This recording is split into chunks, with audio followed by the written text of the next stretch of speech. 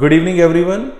बच्चों, आज का जो वीडियो होने वाला है वो एक्सपोनेंशियल सीरीज़ के बारे में होने वाला है।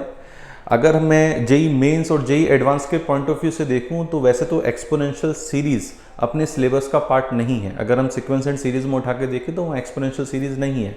लेकिन अभी इस साल 2023 का जो जनवरी वाला अटैम्प्ट हुआ है और जो 21 में जो पेपर्स हुए हैं उनमें एक्सपोनेंशियल सीरीज़ के क्वेश्चंस पूछे गए हैं।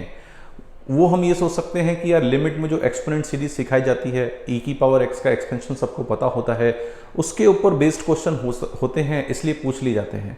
लेकिन उनको जो सॉल्व करने का एक प्रॉपर मेथड क्या होगा कि भाई कैसे हम उनको सॉल्व कर सकते हैं, आज हम उसकी बात यहाँ पे आप लोगों से करने वाले हैं कि भाई एक्सपोनेंट सीरीज से रिलेटेड जो क्वेश्चन आते हैं जो थोड़े से दिखाने में डरावने से होते हैं, खूंखार से होते हैं, भयंकर से होते हैं, उन क्वेश्चंस को हम आराम से सिस्टमेटिक तरीके से कैसे सॉल्व कर सकते हैं।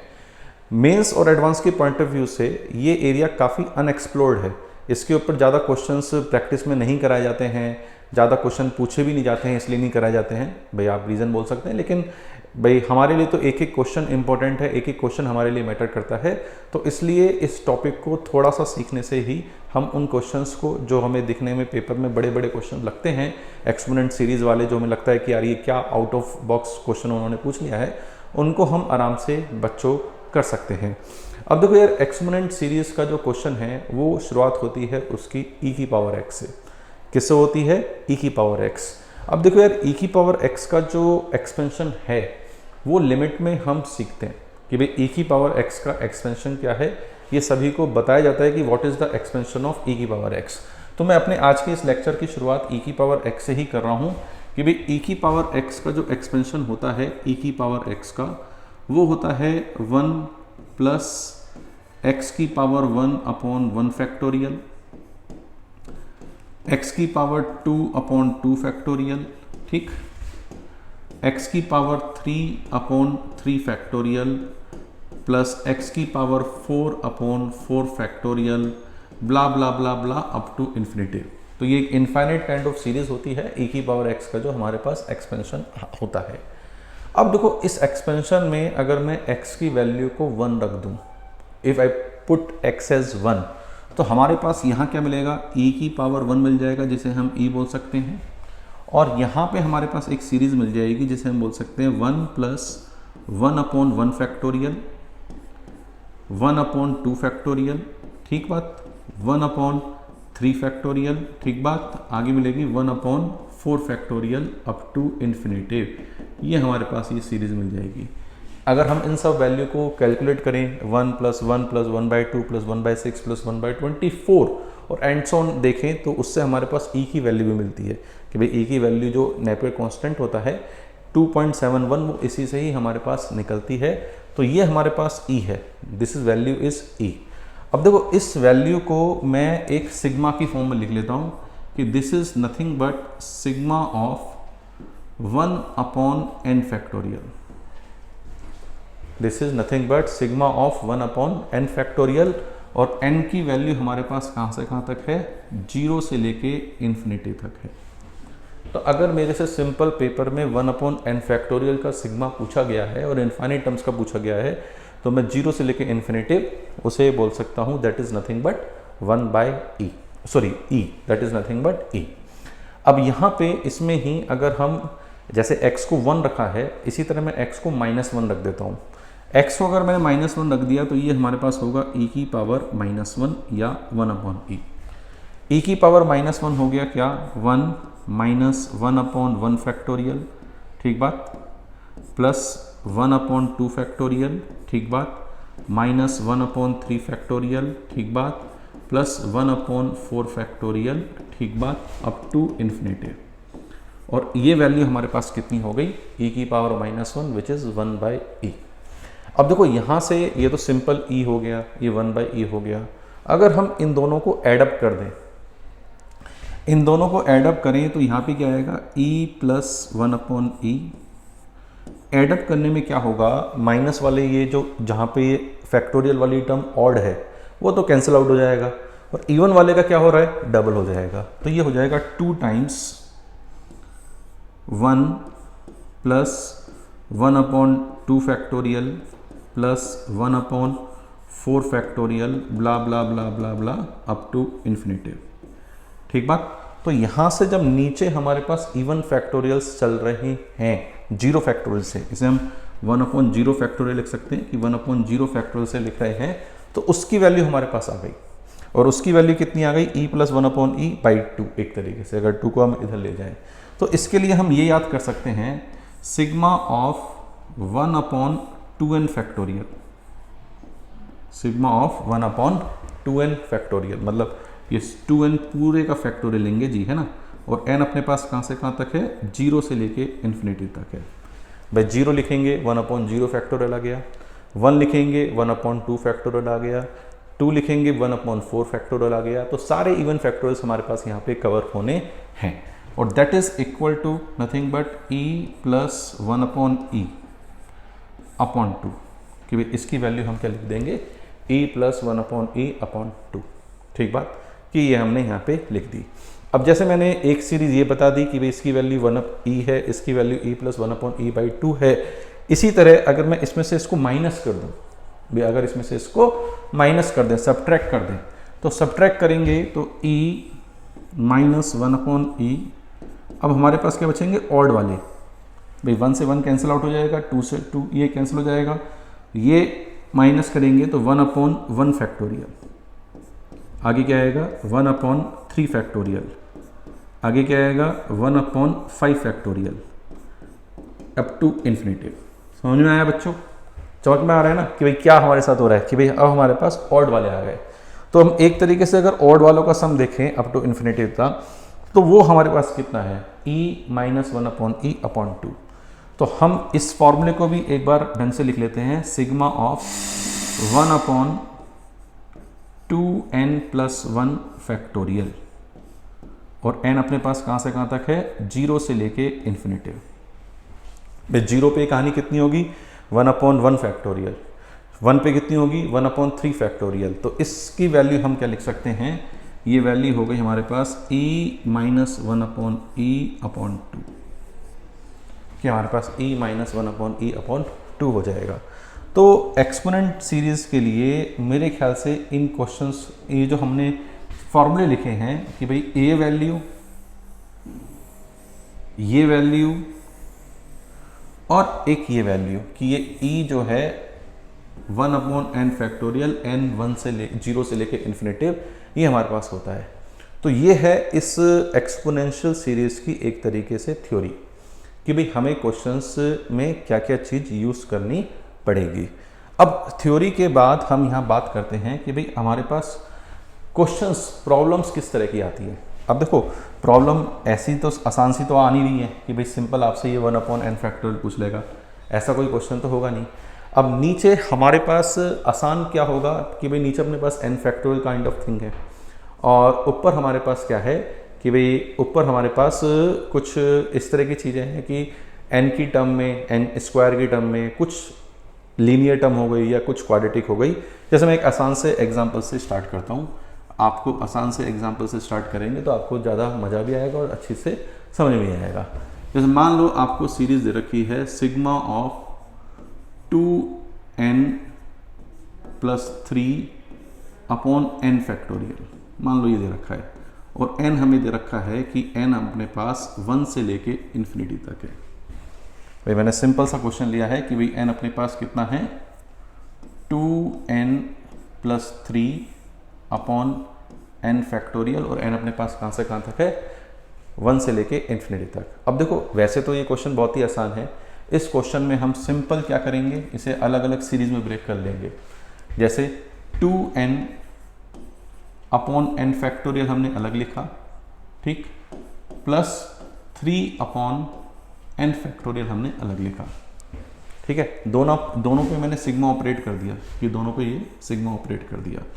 अब यहाँ पे n फैक्टोरियल से उड़ाएंगे तो ये बचेगा 2/n - 1 फैक्टोरियल, ये क्या बचा अपने पास? 2/n - 1 factorial. और यहाँ पे हमारे पास क्या बचा? 3/n factorial. अब देखो n कहाँ से कहाँ तक है? n 0 से नहीं है, n यहाँ पर है 1 से लेके इन्फिनिटी तक। 1 से लेके इन्फिनिटी तक। अब देखो 1 पे ये होगा, अगर 2 बाहर ले लेंगे 1/0 फैक्टोरियल 1 पे, फिर आगे आएगा क्या 1 फैक्टोरियल, फिर आगे क्या आएगा 2 फैक्टोरियल। तो इसकी वैल्यू तो हमारे पास सीधे सीधे कितनी आ गई 2e आ गई। सही बात।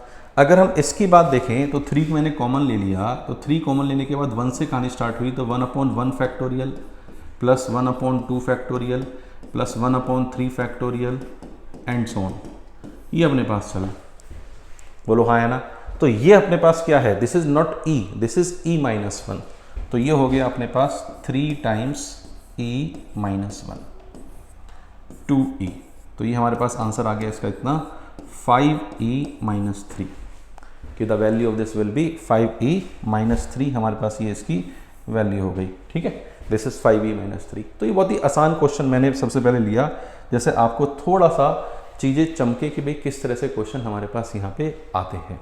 इतने क्वेश्चन आसान नहीं आए हैं, वैसे मेंस में जो क्वेश्चन आए हैं वो थोड़े टफ आए हैं, लेकिन हमें चीज़ों को समझने के लिए आसान से चलना पड़ेगा, एकदम टफ चीज़ नहीं ले सकते, है ना। अब जैसे मैं आगे एक क्वेश्चन की और बात करता हूँ, थोड़ा सा मैं अब इसमें एक लेवल अप जाते हैं। जैसे मान लो ये है n² plus 2n plus 3/n factorial, और n हमें दे रखा है कहाँ से कहाँ तक, इसमें 1 से लेके इन्फिनिटी तक दे रखा है कि भाई इस सीरीज़ का आंसर हमारे पास क्या होगा। अब देखो सॉल्यूशन देखेंगे तो काफ़ी लोग इसे एडजस्ट करेंगे कि इसको इसके नीचे ले जाओ, इसको फिर n-1 बनाओ। मैं इसका आपको प्रॉपर मेथड बताऊंगा कि यार इसका मेथड क्या होगा, कि भाई इस तरह की सीरीज़ में घबराने की ज़रूरत नहीं है।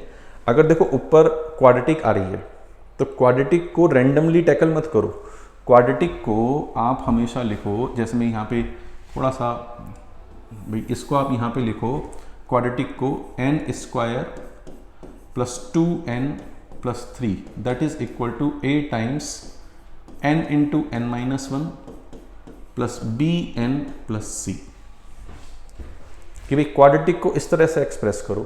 अगर कोई कहे कि सर क्यूबिक होती तो क्या लिखते, भाई मान लो क्यूबिक होती, कोई सम क्यूबिक है यहाँ पे, भाई कोई क्यूबिक है तो क्यूबिक को लिखते हम a times n n-1 n-2 b times n n-1 c times n plus d।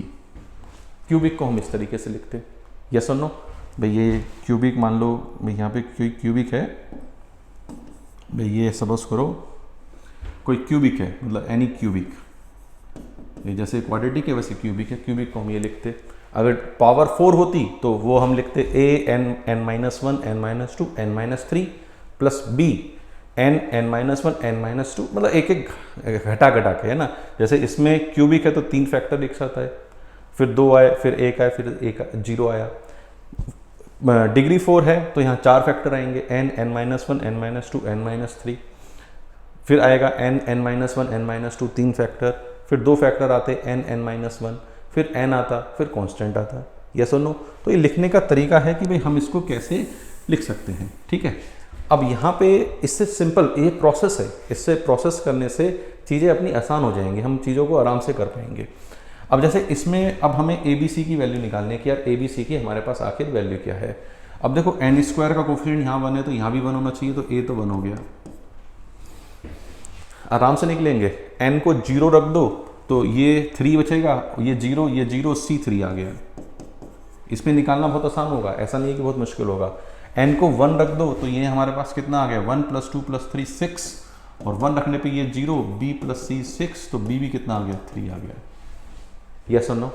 इसका मतलब हम इस क्वाड्रेटिक को इस तरह से लिख लेते हैं, क्या यहाँ पे n इंटू n-1, क्या लिख लेते हैं n into n-1 plus 3 times n plus 3, n into n-1 3n plus 3 upon n factorial. बस अब अपना क्वेश्चन जो है लड्डू हो जाएगा। अब देखो इसको इसके नीचे लिखेंगे तो ये बचेगा कितना n n-1 upon n factorial, यहाँ पे क्या बचेगा 3n अपॉन n फैक्टोरियल, यहाँ क्या बचेगा 3 1 अपॉन n फैक्टोरियल, यस और नो। अब ये हमारे पास बची बच्चों यहाँ पे चीज़ें, ये हमारे पास बची है, ठीक है। अब इसको आगे कैसे करें? अब देखो यहाँ पे ये ध्यान दो कि n कहाँ से स्टार्ट है, इसमें भी 1 से स्टार्ट है, इसमें भी 1 से स्टार्ट है, इसमें भी 1 से स्टार्ट है ना, दोनों सब में 1 से स्टार्ट है। 1 पर ये चीज़ 0 हो रही है, तो इसे 1 से स्टार्ट करें या 2 से स्टार्ट करें बात बराबर है, क्योंकि 1 पे 0 आ रही है तो 2 वाली चीज़ नॉन जीरो देगी। तो मैं इसे 2 से स्टार्ट कर लेता हूँ कि n 2 से इन्फिनेटिव हो गया। इसे मैं 1 से ही स्टार्ट कर लेता हूँ कि 1 से इन्फिनेटिव हो गया। इसे भी 1 से इन्फिनेटिव में स्टार्ट रहने देता हूँ। भाई इसे मैंने इसलिए लिखा क्योंकि मैं अब n-1 काटूंगा। अब यहाँ पे n(n-1), n इसके फैक्टोरियल लिए n(n-1), n-2, n(n-1) कट जाएगा, तो यहाँ क्या बचेगा 1/n-2 फैक्टोरियल। और ये कहाँ से कहाँ तक है, 2 से लेके इन्फिनिटी तक सिग्मा। इसमें n मैंने उड़ाया तो ये क्या बचा 3 times sigma of 1/n-1 factorial, 1/n-1 factorial. और n कहाँ से कहाँ तक है, 1 से लेके इन्फिनिटी तक, ठीक है। और ये हमारे पास क्या है 3 टाइम्स बाहर ले लिया सिग्मा ऑफ 1/n फैक्टोरियल। इसमें भी n कहाँ से कहाँ तक है, 1 से लेके इन्फिनिटी तक है, ठीक है। अब देखो यहाँ पे 2 लिखेंगे तो 1/0 फैक्टोरियल आएगा, सही। 3 लिखेंगे तो 1/1 फैक्टोरियल आएगा, मतलब सारी आ रही हैं।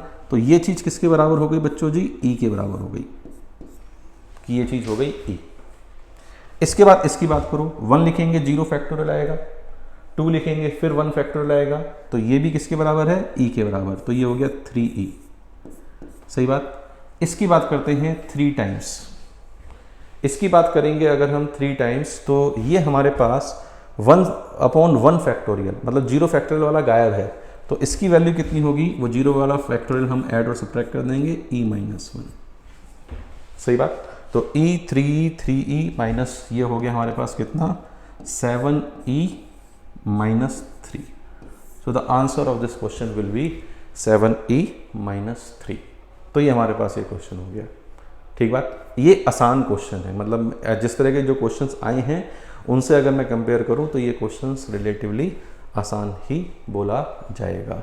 अब मैं एक वही क्वेश्चन ले लेता हूं जो हमारा अभी पूछा गया है जेईई मेंस में, इस साल पूछा गया है, वही मैं ले लेता हूं जो इस साल पूछा गया है, ठीक है। अभी जनवरी अटेम्प्ट में जो पूछा गया है, तो जनवरी अटेम्प्ट में हमसे पूछा गया है sigma of 2n² plus 3n plus 4। ये शायद अपना 1 तारीख या 31 तारीख, 31 जनवरी या 1 फरवरी की शिफ्ट में पूछा गया है।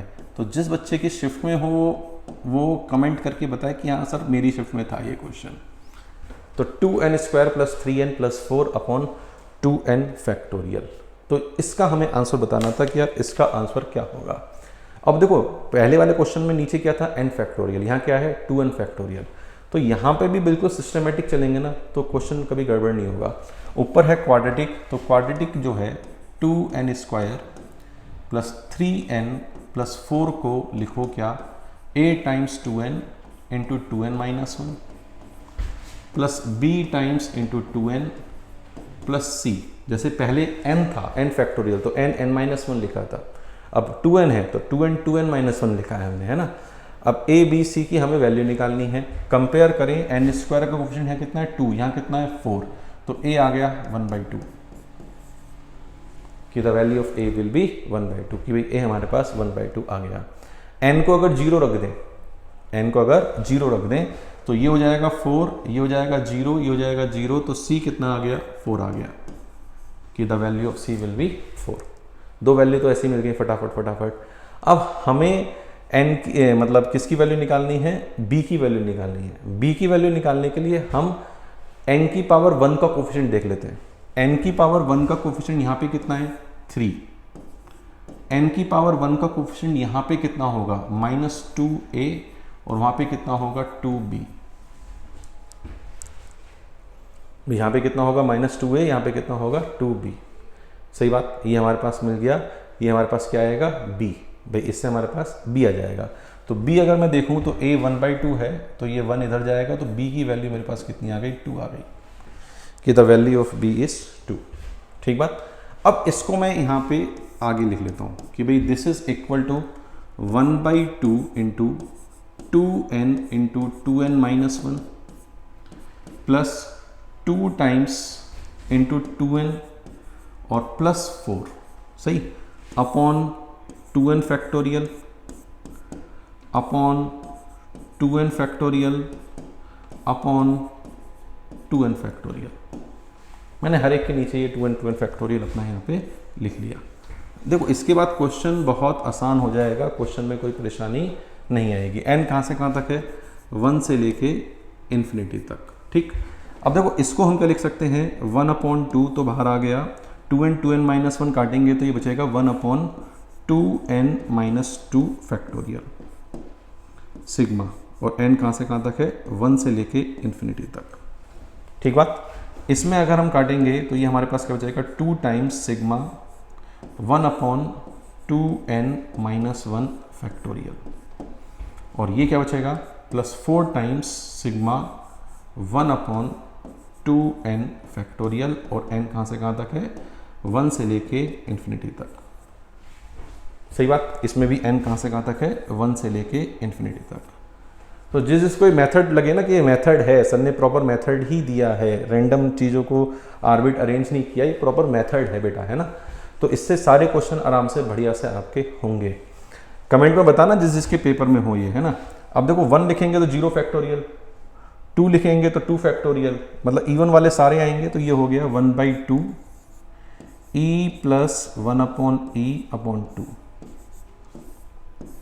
1/2 e प्लस 1/e/2, ये हमारे पास आ गया इसकी वैल्यू।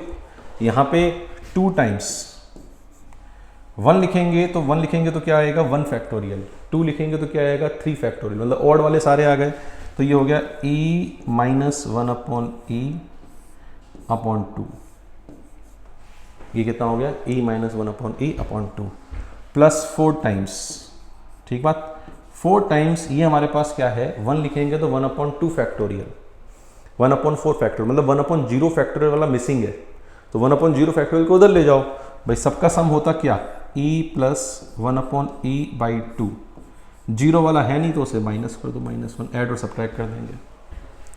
तो ये हमारे पास पूरा कैलकुलेशन आ गया। अब बस हमें इसे क्या करना है, समेटना है। तो e के साथ क्या है, 1/4 है यहाँ पे, e के साथ यहाँ पे क्या है 1, वहाँ पे क्या है 2, तो 1/4 प्लस 3, ये e के साथ चीज़ें हैं, ठीक है। 1/e के साथ क्या है, 1/e के साथ 1/e के साथ यहाँ पे कितना है 1/4, ठीक बात। 1/e के साथ यहाँ पे कितना है -1, और 1/e के साथ यहाँ पे कितना है +2, ये 1/e के साथ है। कांस्टेंट टर्म कितनी है, -4, कांस्टेंट टर्म विल बी -4, ये हमारे पास कांस्टेंट टर्म है विच इज़ -4। अब कांस्टेंट टर्म -4 है तो हमारे पास 1 ये हो गया क्या, 13/4e, ठीक है।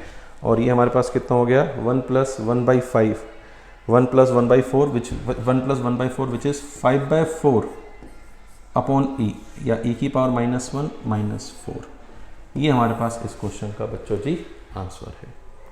तो ये जो कॉन्सेप्ट है एक्सपोनेंट का, इसी तरीके से अगर हम करते हैं क्वेश्चन तो हमारे बहुत आसान तरीके से हम इन क्वेश्चनों के आंसर तक पहुंच सकते हैं।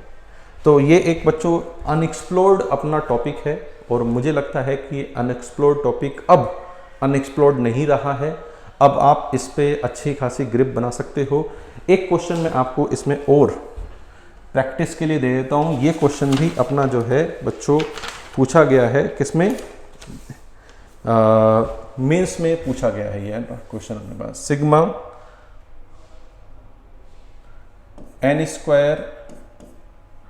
+ 6n + 10 अपॉन 2n + 1 फैक्टोरियल, और n इसमें 1 से लेके इन्फिनिटी तक है। तो इस क्वेश्चन का आंसर आप कमेंट बॉक्स में बताना कि भाई इस क्वेश्चन का आंसर क्या आया है। उम्मीद करता हूँ कि यार ये वीडियो आपको बढ़िया लगा होगा, और ये एक ऐसी इन्फॉर्मेशन है जो बहुत कॉमनली मिलती नहीं है, बहुत रेयरली मतलब इस पे लोग काम करते हैं, और उम्मीद है कि आपको ये काम पसंद आया होगा। पसंद आया तो आप इसे लाइक और शेयर ज़रूर करना, है ना। तो wish you best of luck for your JEE Mains attempt, further attempt, और आगे भी wish you best of luck. Thank you very much.